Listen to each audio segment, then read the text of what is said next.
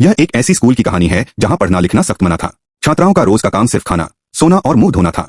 हर बार मुंह धोते समय उन्हें लाइन में लगकर कैमरे के सामने पूरा प्रक्रिया रिकॉर्ड करानी पड़ती थी। अगर ठीक से साफ नहीं किया गया तो भयानक सजा दी जाती थी। सोफिया को मायोपिया था। एक बार वह गलती से फेस वॉश गिरा बैठी। वह इधर उधर टटोलती रही, लेकिन उसे मिल नहीं पाया।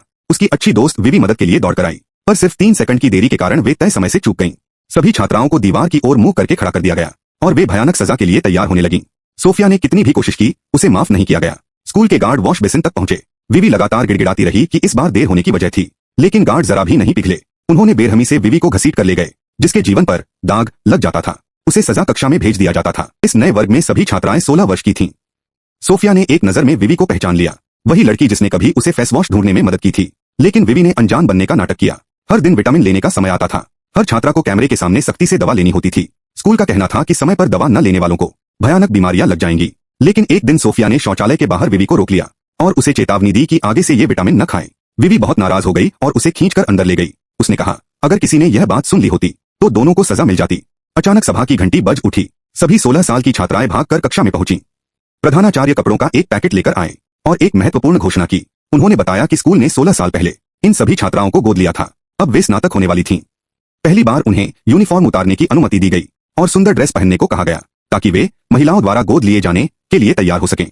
हर 16 वर्षीय छात्रा को अपने नाम वाली ड्रेस मिली। सिर्फ सोफिया का चेहरा चिंता से भर गया। उसे पता था कि असली खतरा अब शुरू हो रहा है।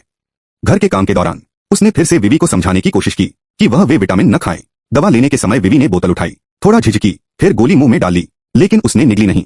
शौचालय जाकर चुपचाप कैप्सूल थूक दिया और फ्लश चला दिया। इसके बाद उसे गहरा पछतावा हुआ। स्कूल की नैतिक शिक्षा ने उसे सिखाया था कि आज्ञाकारिता सबसे बड़ा नियम है। लाइट बंद होने के समय सबने कपड़े समेटे और सो गए। विवी गुड नाइट कहना चाहती थी, लेकिन सब पहले ही सो चुके थे। पूरा डॉर्मेट्री देखती है।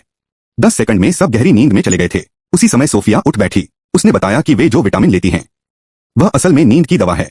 उसने चेतावनी दी कि गार्ड जब आए तो सोने का नाटक करना।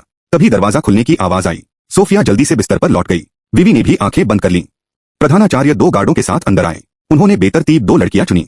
सूची में विवी का नाम भी था। गार्ड उसे उठाकर ले गए और एक कमरे में पहुंचा दिया। विवी ने आंखें खोली।